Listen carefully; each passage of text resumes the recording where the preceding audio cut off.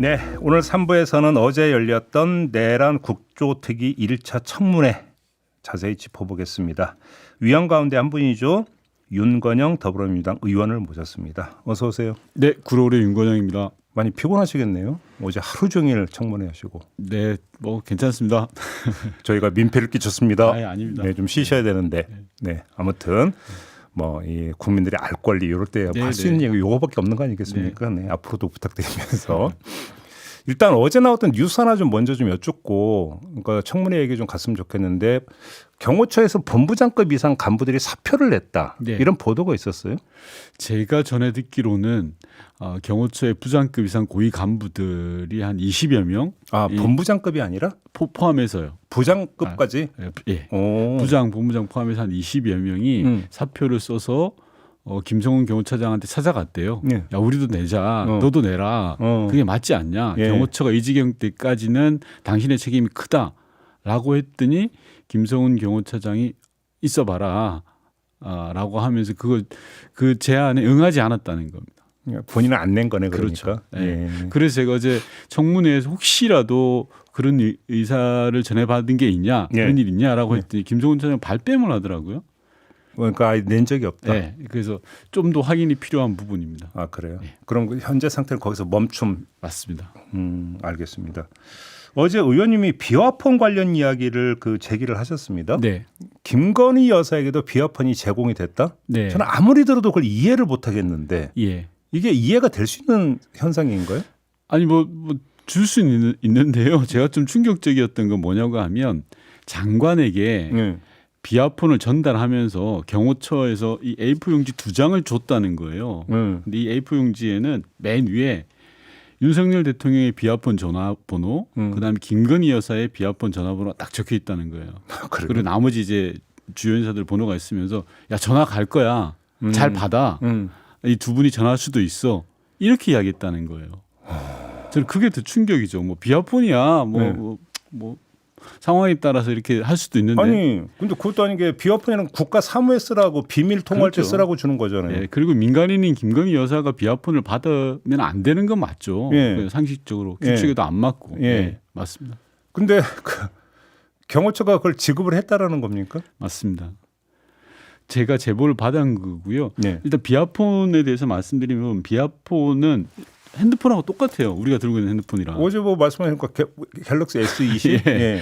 문제는 이 비화폰 안에 있는 유심칩과 프로그램을 국정원이 만드는 거예요. 국정원이 만들어서 소위 말해서 이 통신 보안이 걸려 있는 거다라고 해서 이걸 경호처에 주면 경호처에서는 비서실과 상의해서 불출 대상을 정합니다. 누구에게 줄 거냐. 근데 윤석열 정부는 이게 너무 많아요. 그래요? 예를 들어 전임 정부에서는 장관들한테 비화폰을 지급하지 않았거든요. 근데 거의 모든 장관들한테 지급을 했더라고요. 물론 또 안 받은 장관도 있어요. 그래서 사실 비화폰 공화국처럼 지금 막 돼 있는 형국이에요. 뭐 비밀이 되게 많았나 봐요. 그렇게 봐야 되는 건가요? 그렇죠. 아니 똑같은 정부인데 왜 비밀이 많아요, 그러면? 제가 그게 궁금한 겁니다. 그래요? 그런데 혹시 그러면 김건희 여사가 이 비화폰 갖고 언제 누구하고 무슨 내용으로 통화 이건 지금 뭐 밝혀지기가 너무 힘든 부분일까요? 그렇습니다. 그게 이번 국정조사 그리고 내란 음모 사건을 좀 진실을 찾기 위해서 중요한 건데요. 네. 서버를 빨리 확보를 해야 돼요. 네. 이 서버. 예전 정부에서는 서버의 보관 기간이 한 3달 정도였다고 해요. 석 달 서버가? 네. 서버 안에 보관할 수 있는. 왜냐하면 그 기록이라는 걸 계속 채워낼 수가 없잖아요. 석 달마다 그렇죠. 이렇게 되는 건데 윤석열 정부 들어서 한 달로 줄였다는 거예요. 한 달로. 근데 제가 어제 청문회에서 나왔던 질의 중에 하나인데요. 김성훈 차장이 이 서버 삭제 지시를 내립니다. 언론에 보도됐죠. 네. 이 내용은. 네. 시점이 12월이에요. 내란 후에. 네. 12월 한 중순 정도인데 관련 부서장한테 서버를 삭제하라고 지시를 했는데 부서장이 누구 지시입니까? 라고 하니까 대통령 지시다라고 해서 부서장이 안 됩니다. 이거는 보안상 위반입니다라고 해서 안 했다는 거잖아요. 네. 왜 그러냐면 한 달이기 때문에 12월 3일 날 있었던 내란 음모 종사자들의 주요 기록이 다 담겨 있는 거예요. 그래서 12월 중순에 급하게 이거 삭제하라라고 지시를 했던 거예요. 근데 어제 김성훈 차장은 이틀마다 한 번씩 자동 삭제된다고 주장하지 않았습니까? 제가 확인하기로는 한 달 정도 걸린다고 합니다. 이것도 위증이라고 저는 확신합니다. 아니, 그러니까 김성훈 차장의 주장대로 이틀에 한 번씩 자동 삭제가 되는데 뭐 12월 중순에 삭제를 하라고 지시할 그렇죠. 이유가 없는 거죠. 당연하죠. 그래서 스스로 발목 잡는 진술을 했고요. 어제 김정은 차장은 거의 거짓말로 점철된 증언이라고 봐도 무방합니다. 계속 거짓말 하더라고요. 근데 그러면 지금 그러니까 서버를 확보하는 것도 지금 가로막혀서 안 되고 있는 상황이지만 서버를 확보했다고 쳐요. 수사기관이. 그러면 뒤져서 다시 복구해낼 수 있는 겁니까? 저는 가능하다고 들었습니다. 가능하대요, 그게? 포렌식을 통해서 복구가 가능하다고 합니다. 그래서 최대한 신속한 증거 확보가 필요한 겁니다. 그래서 제가 말씀드리는 게 우선 한 달이라는 그 기간에 주목을 하고 있는데요. 한 달 이내는 최소한 복구가 가능하다고 저는 들었거든요. 한 달 이내 거는. 그렇기 때문에 최대한 빨리 서버를 확보를 해야 됩니다. 그럼 이거는 그 시간 싸움이라는 얘기가 되는 거네요. 맞습니다. 한편으로 놓고 본다면. 맞습니다. 그러면 시간 싸움이라고 놓고 본다면 그러니까 수사기관이 서버를 확보할 수 있느냐 없느냐에서 관건은 역시 관건적 인물은 김성훈 차장. 그렇죠. 이렇게 봐야 되는 거네요. 그렇죠. 안 내놓고 있으니까. 그러니까요. 그리고 검찰이 보다 적극적으로 이 검찰과 공수처가 나서야 되고요. 근데 검찰이 오히려 김성훈 차장의 구속영장을 발려버리지 않았습니까? 저는 그것도 수사한 구석이 너무 많습니다. 수상한 구석이? 예. 검찰이 이런 판에 검찰이 적극적으로 나서겠습니까? 팔고도 붙이고? 그래요? 네. 복구가 가능하다. 네네. 그래요? 알겠습니다. 혹시 그러면 이 또 하나가 이제 내란 직전에 그 전에는 지급 대상이 아니었던 사람들에게 비화폰을 지급했느냐 이것도 사실은 주된 포인트 중에 하나 아니겠습니까? 맞습니다. 그래서 비화폰 불출 대장이라고 있습니다. 그 대장을 공개하면 방금 말씀하셨던 것처럼 누가 비화폰을 썼는지를 알 수 있고 추적이 가능한 겁니다. 예컨대 경찰청장이었던 조지호 청장, 서울청장인 김봉식 이런 사람들 비화폰을 지금 받았다는 거거든요. 조지호 청장 같은 경우는. 경호처에서 줄 일이 없는 겁니다. 그런데 줬다는 거니까 그 시점을 특정해 보면 내란에 대한 음모가 이때부터 조금씩 성숙해 갔구나라는 걸 확인할 수 있을 것 같아요. 그래요? 네. 근데 그 비화폰 서버하고 CCTV 서버가 별도입니까? 같은 겁니까? 별도로 저는 알고 있고요. 둘 다 경호처에서 관리하는 경호처에서 사안입니다. 그러니까요. 근데 그럼 CCTV 지금 서버도 확보가 지금 상당히 기묘한 게 지금 삼청동 안가에서 누가 보였고 무슨 논의가 됐느냐가 지금 밝혀져야 되는 거지 않습니까? 맞습니다. 이걸 하려면 그 CCTV 서버도 확보가 돼야 되는 거 아닌가요? 맞습니다. 삼청동 안가가 내란 음모 종사자들, 주요 종사자들이 집결 장소입니다. 그곳에서 수많은 일이 벌어졌거든요. 왜냐하면 한남동 관저나 용산 대통령실에서 이제 내란을 음모를 도모하기는 좀 여러 가지 한계가 있으니까요. 그래서 말씀하신 것처럼 삼청동 안가를 날락했던 사람들을 조사하고 그 대상의 동선들을 확보하는 게 대단히 중요하다고 생각합니다. 그런데 경호처에서 스스로는 안 밝히고 있으니까 결국 서버를 확보하느냐 마느냐가 관건인 거잖아요. 맞습니다. 근데 계속 뭐 그 형사소송법이 110조고 112조 이제 그걸 앞세워서 지금 가로막고 있는 거잖아요. 버티고 있는 겁니다. 역시 이러면 역시 관건은 김성훈 차장에 대한 신병 처리 문제다 이렇게 봐야 되는 겁니까? 경찰이 영장을 재청구한다고 하니까요.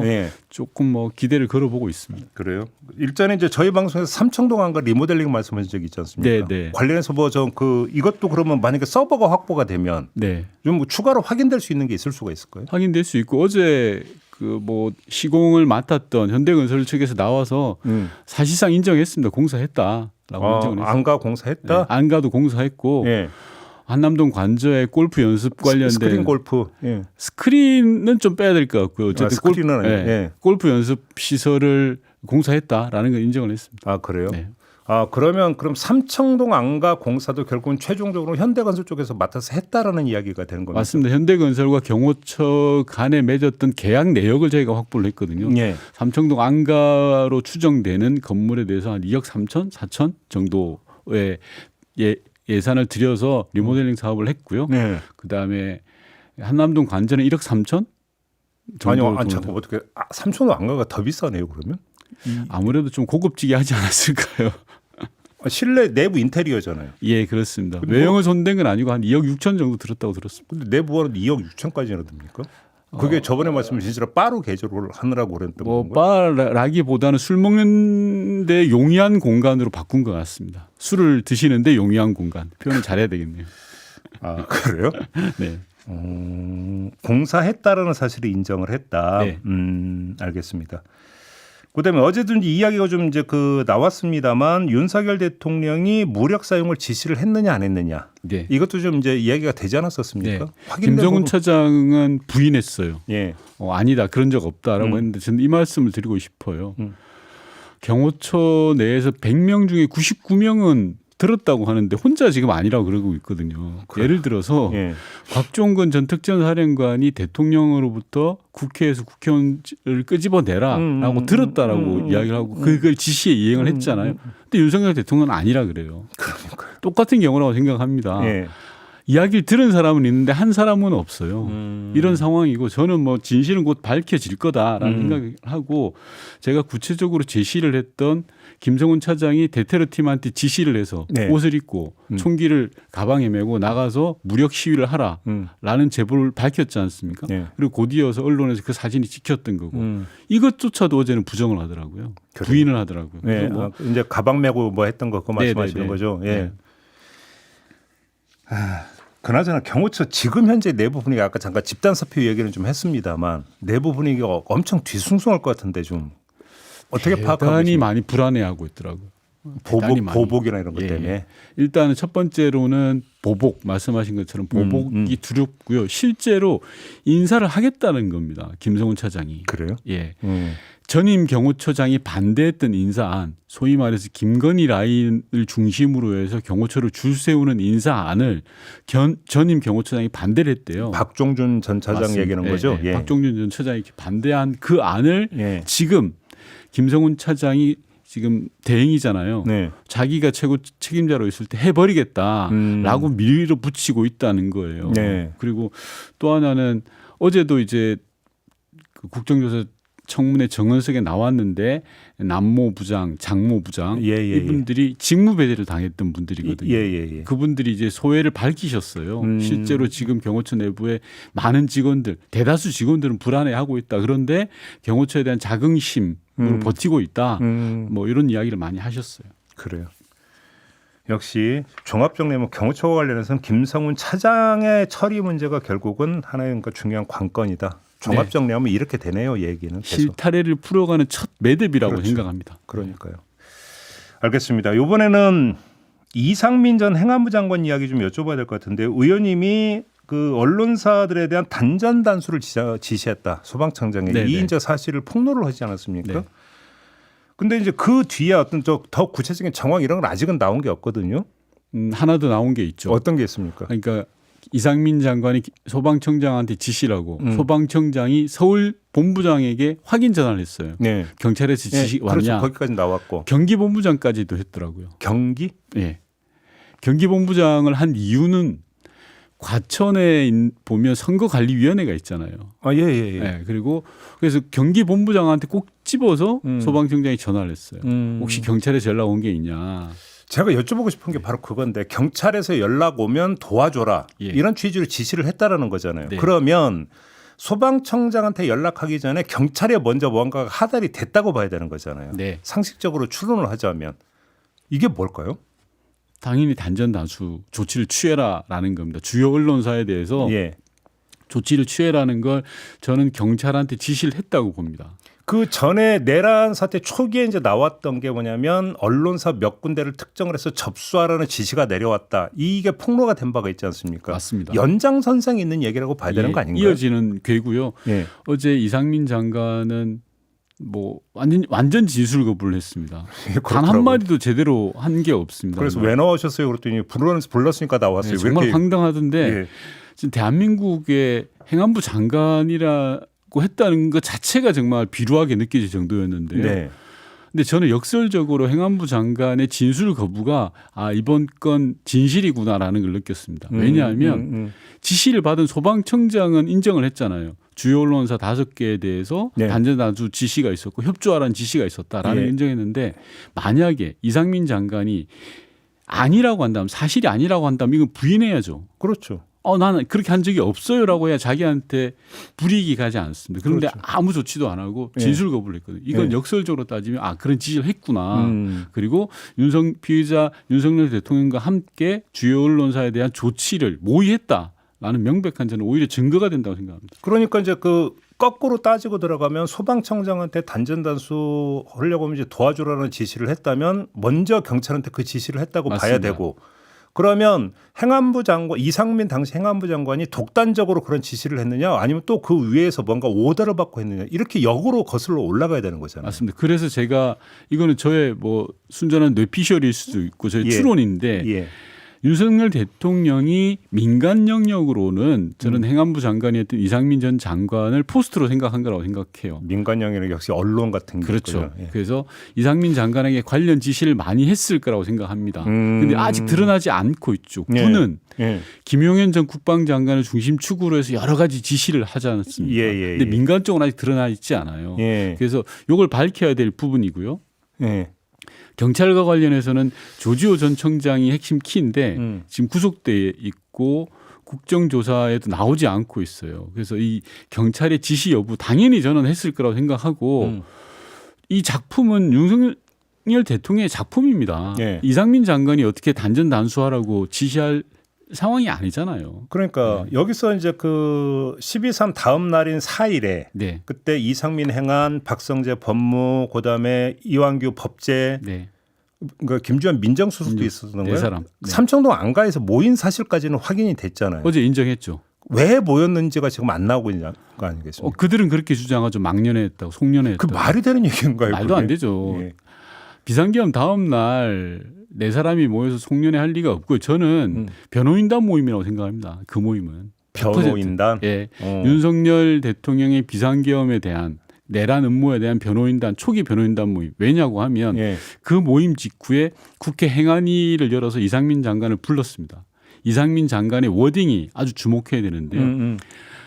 통치 차원이었다라는 워딩이 그 자리에서 나옵니다. 행안위 그 회의. 행안위 회의에서. 그리고 우리가 국회를 접수하려고 하면 그 정도밖에 못했겠느냐. 즉 지금 윤석열 대통령이 이야기하는 그대로 이야기하고 있어서 저는 변호인단 모임이라고 생각을 하고요. 그때 모임 주선자가 이상민 당시 장관이었던 게 맞습니까? 맞습니다. 어제 네 사람이 모여서 이상민 장관을 제외한 세 사람은 이상민 장관을 가리키는데 이상민 장관은 진술을 거부했습니다. 그러니까 지금 의원님이 말씀하신 대로 군은 어떠가 김용현 장관을 포스트로 해서 모든 계획을 짜고 동원 계획을 했다면 민간 영역은 이상민 당시 행안 장관이 포스트였다 이렇게 지금 추정을 해야 된다는 이야기일까요? 맞습니다. 그러면 그 삼청동 안가에서 12월 4일에 모인 것도 뒷수습 차원에서 맞습니다. 행위 기획과 실행에 가담했던 사람이 뒷수습할 수 있는 거잖아요. 그렇죠. 그렇기 때문에 이상민 장관이 포스트가 되는 겁니다. 그러니까요. 그리고 지금도 진술 거부로 사실을 은폐하려고 하고 있는 거고요. 수사할 게 많을 것 같은데요. 엄청 많죠. 그런데 이제 이상민 장관과 관련된 거는 잘 나오지 않습니다. 왜 꼬리 자르기로 들어가고 있고요. 그리고 이제 어제 삼청동 안가에서 그 모임을 했다고 했지 않습니까? 근데 안가 사용은 대통령 내외분밖에는 할 수 없습니다. 예를 들어서 뭐 장관이나 수석이 좀 쓰겠다 해서 되는 문제가 아니라는 거죠. 불가능합니다. 제가 청와대에서 8년 있었는데 그런 걸 단 한 번도 본 적이 없고요. 일단 안가의 사실 유무도 모릅니다. 제가 예를 들어서 국정조사 청문회장에 제 바로 옆자리에 추미애 전 법무부 장관이 계세요. 그래서 제가 농담 삼아 장관님 삼청동 안가 어디 있는 줄 아세요?라고 했더니 몰라요. 그래서 가봤어야 알죠. 그래요. 그러니까요. 그만큼 안가는 보안사항입니다. 그 안가를 사용할 수 있는 권한은 오로지 대통령한테만 했습니다. 그래서 제가 어제 청문회장에서 김성훈 경호처장한테 확인을 했습니다. 그분이 7분의 역대 대통령을 모셨다 하더라고요. 역대 대통령 중에서 수석급에서 청와대 안가를 쓴 적이 있느냐? 없다라고 하더라고요. 단 한 번도.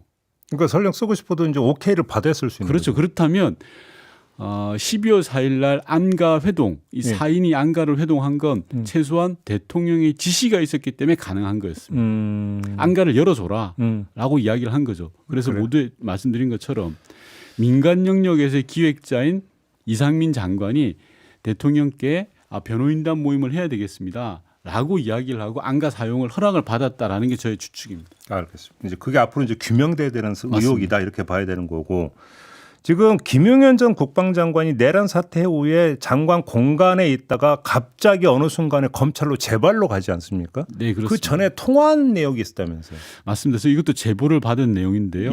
믿을 만한 소식통에 의한 제보입니다. 요즘 제보가 많이 오더라고요. 의원님 쪽으로 특히 많이 오는 것 같아요. 예.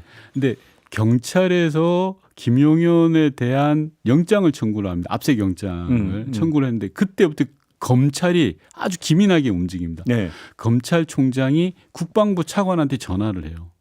총장이? 예. 그래서 김용현 장관하고 연락할 수단을 알려달라라고 합니다. 그래서 국방부 차관이 이 김용현의 비아폰 번호를 알려줘요. 검찰총장에게. 예. 그래서 검찰에 있는 인사가 김용현하고 통화를 성공합니다. 누군지는 제가 밝히지 않겠습니다. 네. 그랬더니 김용현 왈 대통령한테 물어보겠다. 내가 어떻게 해야 되는지. 그러니까 검찰이 연락한 거 우리 쪽으로 출석하라. 네. 얘기하기 위한 거. 내가 어떻게 해야 될지 내가 대통령하고 상의할게. 네. 라고 이야기를 합니다. 그래요? 제가 제보받은 걸로. 예. 그래서 김용현 전 장관이 대통령과 상의했겠죠. 예. 근데 대통령이 뭐라고 했냐고 하면 김주현 민정수석과 의논해라. 이야기가 돼 있다. 라는 취지로 이야기를 했다는 겁니다. 예. 그리고는 곧 이어서 대검의 아주 고위급 간부가 김용현하고 다시 통화를 합니다. 예. 그리고 김용현은 자기 발로 검찰로 걸어갑니다. 그래요? 예. 자, 요 모든 내용을 밝힐 수 있는 키가 하나 있습니다. 예. 비아폰입니다. 역시 비아폰 통화 기록이네요. 예. 비아폰 통화 기록입니다. 예.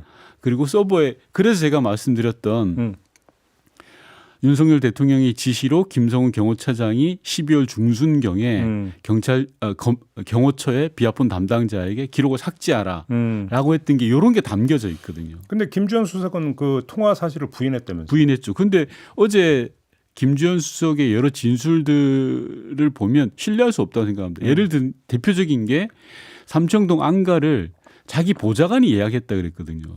이게 호텔 룸 잡는 게 아니에요. 가능하지 않다는 거죠. 불가능한. 수석급이 이야기해도 허가를 안 해주는 상황이에요. 그러니까요. 근데 보좌관이 했다고요? 네. 그러니까 이거는 저는 어제 진술 자체가 거짓이었다라고 저는 이야기하고 있는 거예요. 이른바 쪽지라는 거 있잖아요. 대통령 지시사항. 네. 이게 지금 최서목 장관한테 갔던 게 이제 숫자 8이 넘버로 찍혀 있었잖아요. 그럼 네. 앞에 7장이 있었다는 얘기고. 그렇죠. 뒤에 또 몇 장이 있는지 알 길이 없다라는 그렇죠. 거고. 최소한 7장은 더 있는 거죠. 그렇죠. 네. 근데 지금 밝혀진 게 몇 장인 거죠?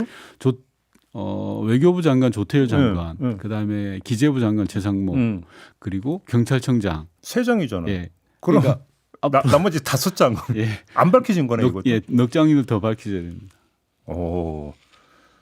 수사할 게 진짜 많이 남았네요. 당연히요. 그러니까 아까 말씀드렸던 단전단수 같은 것도 어디에 있었을 겁니다. 아마 쪽지에는. 그러니까 그랬을 수 있죠. 네, 쪽지에는 분명히 있었을 겁니다. 그러면 그 국무위원이 지금 그러니까 스스로 지금 안 내놓고 있는 국무위원들이 있을 수도 있다고 봐야 되겠네요. 있을 수 있고 뭐 불출이 안 됐을 수도 있죠. 사실은 안 냉정하게 보면 가지고 있다가 김용현이 정신이 없어서 뿌리지를 못했을 수도 있고 네. 뿌렸는데 입을 닫고 있을 수도 있고. 여쭤볼 게 뭔데 시간이 다 돼서 아쉽지만 여기서 좀 마무리를 하고요. 네. 나중에 좀 다시 한번 모시도록 하겠습니다. 고맙습니다, 의원님. 네.